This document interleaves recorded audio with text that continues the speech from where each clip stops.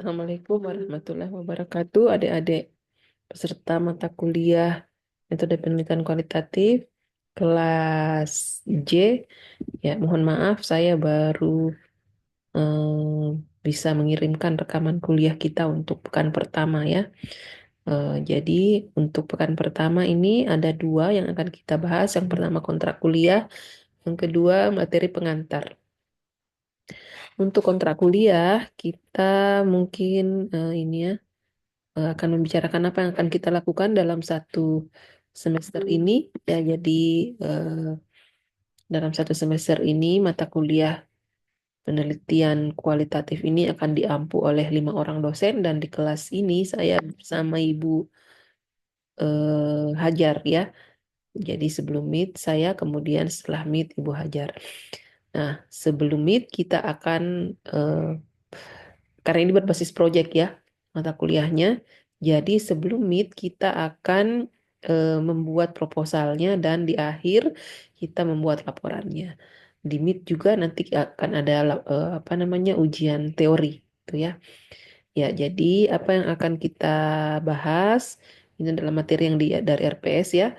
Jadi ada paradigma ilmu sosial itu kan pertama dan kedua, paradigma ilmu sosial dan konsep dasar penelitian kualitatif yang akan saya berikan dalam hari ini ya. Jadi pertemuan pertama dan kedua akan saya gabung materinya di hari ini. Kemudian di pekan ketiga, pekan depan, di kelas kita akan belajar tentang identifikasi masalah penelitian kualitatif. Jadi kita akan mencoba belajar bagaimana mengidentifikasi masalah dan pekan selanjutnya diharapkan Anda sudah punya masing-masing masalah yang akan diangkat menjadi tema penelitian kualitatif Anda, proyek Anda di semester ini.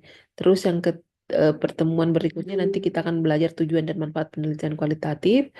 Nah, terus nanti di sana kita juga akan jadi begini, proyeknya adalah proyek kelompok, tetapi nanti akan didiskusikan. Jadi setelah mengidentifikasi masalah, tujuan manfaat, nanti diserahkan kepada kelompok Anda yang mana kira-kira yang akan Anda angkat. Terus fungsi dan peran literatur penelitian kualitatif di pertemuan ke keempat, lima. Terus nanti ada pendekatan. Kita akan belajar tentang beberapa pendekatan. Ada fenomenologi, studi kasus, konstruk realism, dan sebagainya.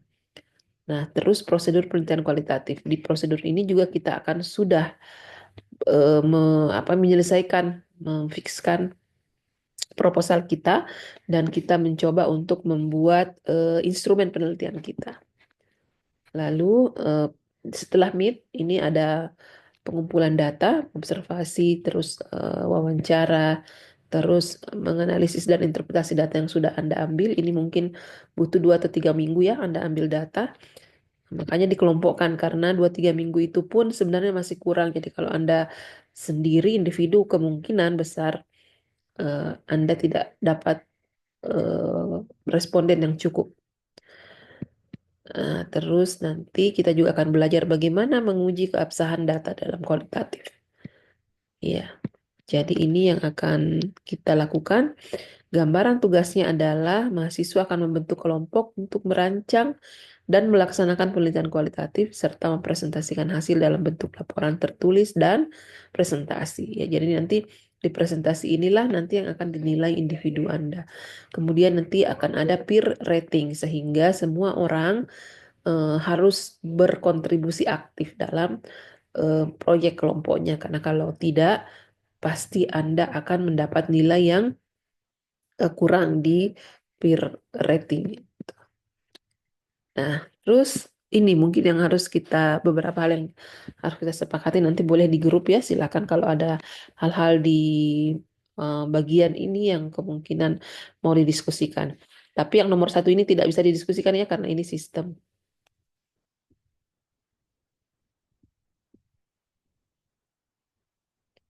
Mohon maaf ada gangguan. Ini sistemnya. Jadi minimal 80% dari total pertemuan itu sudah fix ya, tidak ada diskusi di sini. Nah, kemudian pencapaian CPL itu menguasai teori dan aplikasi penelitian kualitatif. Jadi harus ada pengetahuan teorinya juga. Makanya ada ujian teori juga di MIT nanti. Kemudian mampu menyusun laporan penelitian sesuai kaidah ilmiah. Nah, ini karena ini project based, maka keaktifan Anda itu dibagi dua.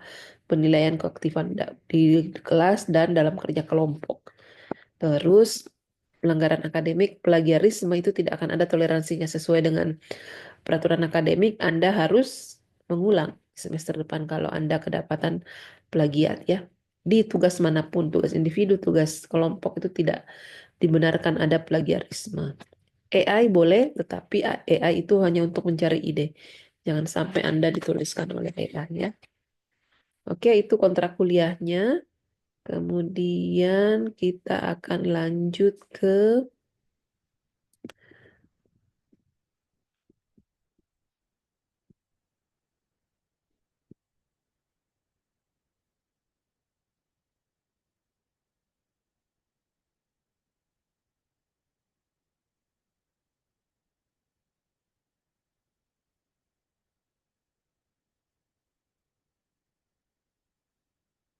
kita akan lanjut ke materi materinya ya. Sebentar saya. Oke. Ini adalah materi pengantar kita. Jadi kita apa namanya diminta untuk sebelum masuk ke kualitatif kita diminta untuk memahami paradigma dulu. Kenapa ini penting? Karena paradigma ini menjadi dasar bagi kita untuk melakukan sesuatu. Jadi kalau di kelas biasanya saya tanya ya, apa itu paradigma? Dan biasanya jawaban umum mahasiswa adalah sudut pandang. Ya, itu tidak salah, itu betul, sudut pandang. Misalnya ada satu gelas gitu ya, ada isi airnya setengah. Ketika ditanyakan kepada orang-orang, ada orang yang bertanya, ini keadaan botolnya bagaimana? Ada orang yang akan menjawab setengah penuh, ada juga setengah isi, ada juga yang akan bilang setengah kosong. Nah, itu yang namanya paradigma. Dua-duanya tidak salah, tetapi dalam pandangan yang berbeda. Nah, dengan pandangan itu konsekuensinya mungkin akan berbeda. Orang yang bilang setengah isi, dia lihat isinya, maka mungkin dia bilang, oh masih ada isinya setengah. Kalau begitu dihabiskan atau ditambahi. Nah, sementara kalau yang bilang setengah kosong, mungkin mereka akan bilang, oh sudah setengah yang habis. Boleh deh dibuang saja karena sudah setengah habis. Nah, itu adalah konsekuensi dari paradigma. Jadi paradigma ini akan mengantarkan kita kepada metodologi, kepada bagaimana kita memperlakukan sesuatu. Nah, jadi dalam materi ini yang tujuan kita adalah yang pertama adalah memahami konsep dasar paradigma ilmu sosial, kemudian mengidentifikasi perbedaan paradigma positivistik dan interpretif.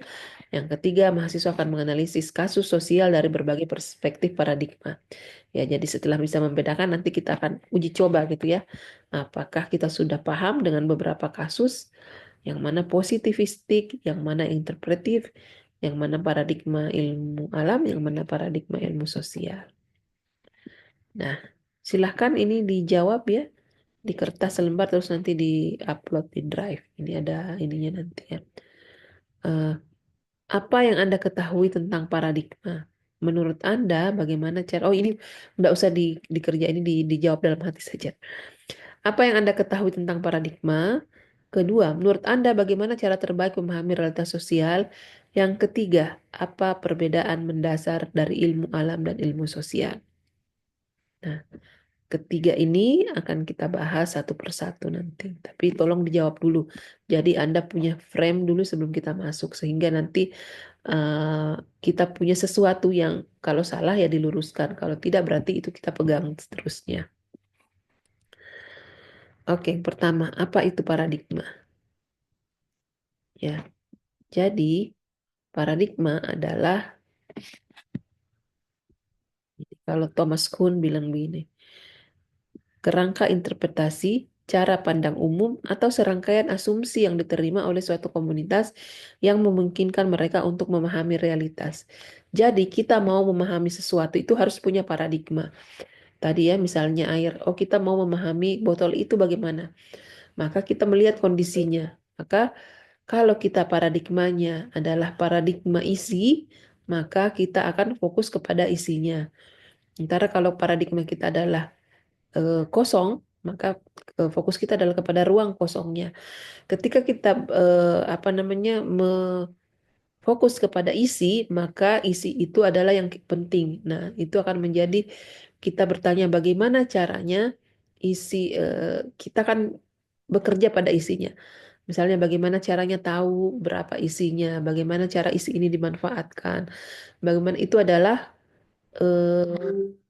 apa konsekuensi dari paradigma itu. Itu namanya tadi realitasnya adalah ada isi, terus kita mencoba mencari tahu apa yang mau kita ketahui.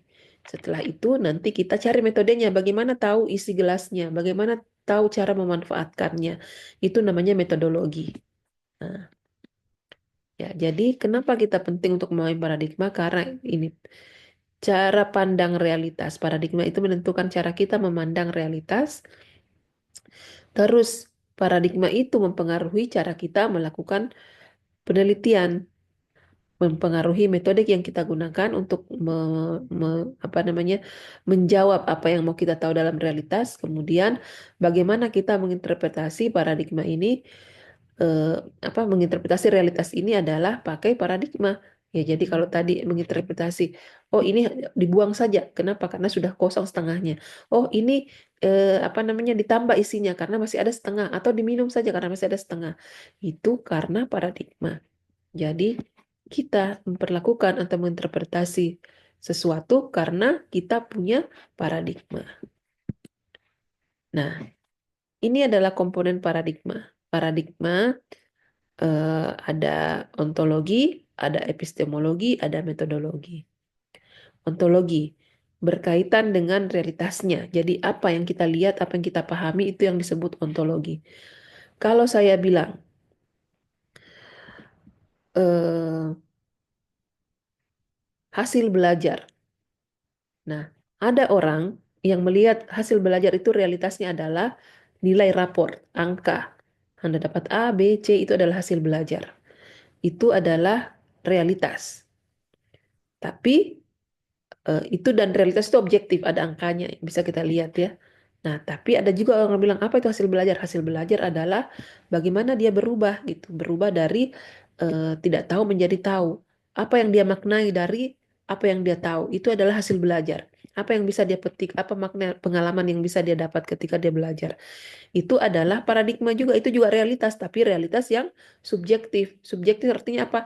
Tidak semua orang sama, berbeda dari satu orang dengan orang yang lain. Sehingga tidak ada ukuran ukuran pas gitu ya. Kalau yang tadi apa hasil belajar? Kalau saya bilang, oh dia dapat IPK 4, 3, 2, itu ada normanya, ada pembandingnya. 4 itu adalah yang paling tinggi, eh, lebih tinggi dibanding yang 3. Yang 3 itu lebih tinggi daripada yang 2. Yang 2 itu 1. Jadi konkret gitu ya. Bisa diukur, bisa diinterpretasi secara umum. Dan semua orang sepakat dengan itu. Tapi kalau saya bilang tadi yang kedua adalah hasil belajar itu adalah bagaimana apa yang dia maknai dari proses belajarnya, apa yang dia dapatkan, apa perubahannya yang dia dapatkan. Itu subjektif, orang-orang berbeda. Oh, saya belajar metode kualitatif ini akhirnya tahu bagaimana apa itu namanya bagaimana pengalaman seseorang dalam menghadapi ujian hidupnya. Oh, saya jadi tahu bagaimana caranya mewawancara. Oh, saya jadi itu adalah sesuatu yang subjektif. Ya, jadi tidak ada pembandingnya. Satu orang berbeda dengan orang lain dan tidak ada yang salah, tidak ada yang lebih tinggi dan tidak ada yang lebih rendah. Itu yang disebut subjektif. Nah, itu ontologi. Kemudian epistemologi. Kalau epistemologi adalah cara memperoleh pengetahuan. Jadi, kalau saya mau tahu bagaimana hasil belajarnya dengan paradigma yang objektif tadi, maka saya pasti bagaimana caranya saya tahu hasil belajarnya? Ya, saya uji. Terus saya lihat nilainya, ya. Itu adalah epistemologi. Dari paradigma ontologi tadi hasil belajar yang objektif.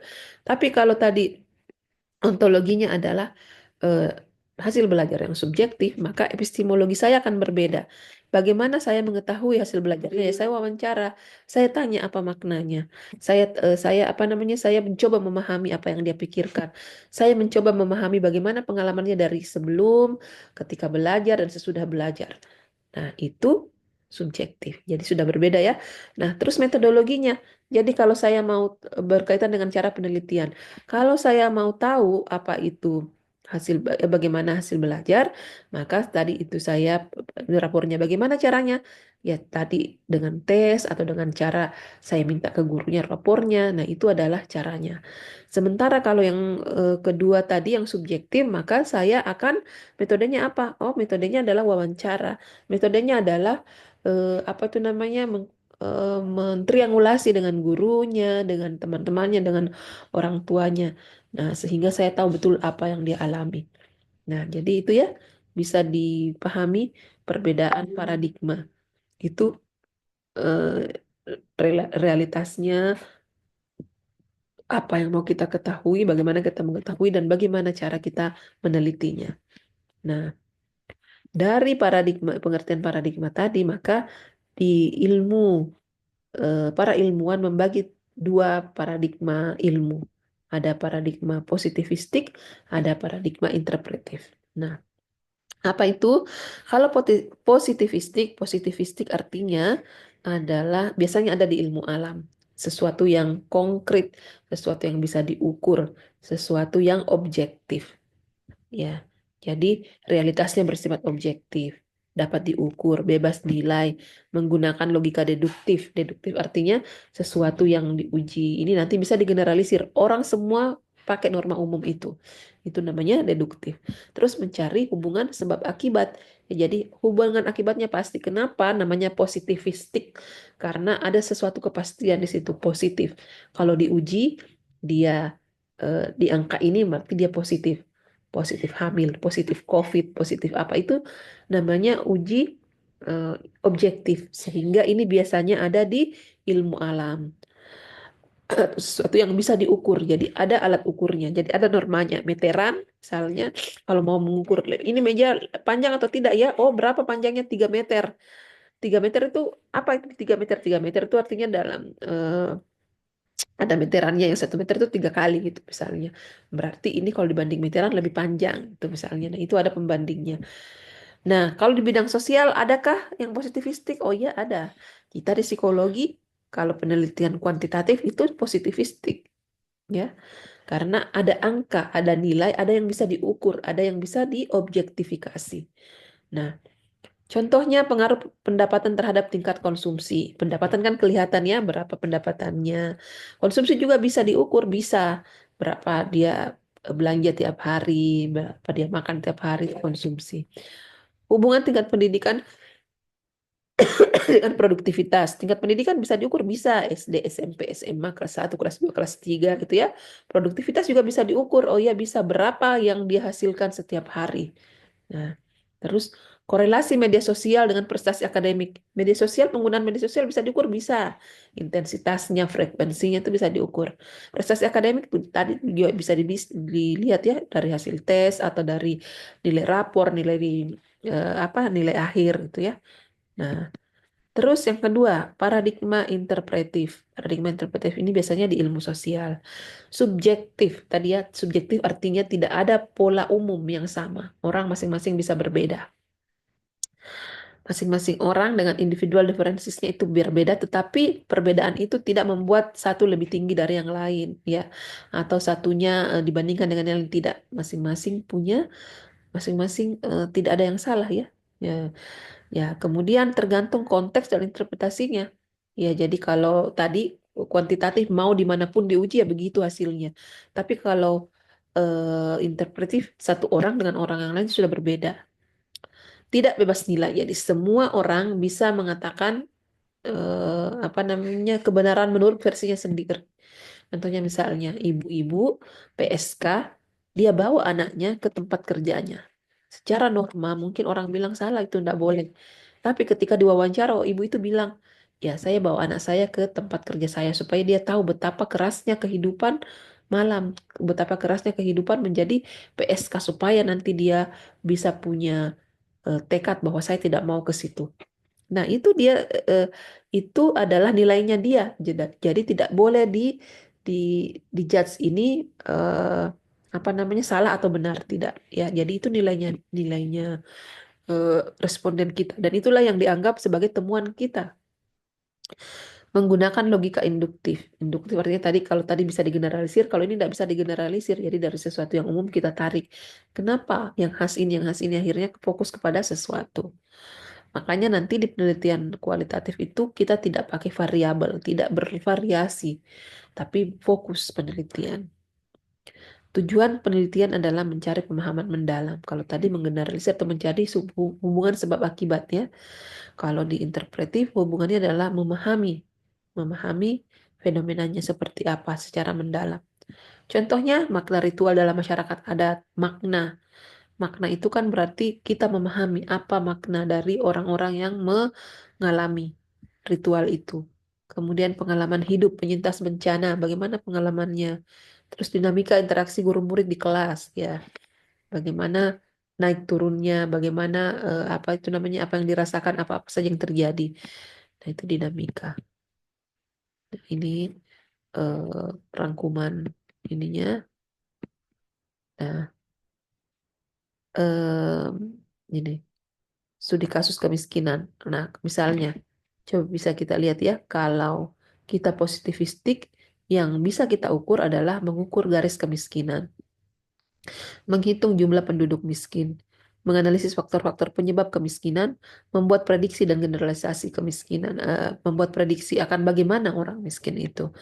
Nah, ini semua ada realitas yang objektif. Mengukur garis kemiskinan berarti berapa pendapatannya, berapa penghasilan, berapa pengeluaran yang disebut garis kemiskinan, berapa jumlahnya ini sudah jelas, faktor-faktor penyebabnya, berapa persen ini, berapa persen yang lain, berapa persen faktor yang mana.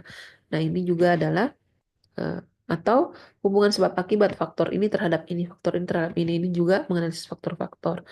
Membuat prediksi dan generalisasi, apa dampak efek ini terhadap ini. Nah, kemudian pandangan interpretif.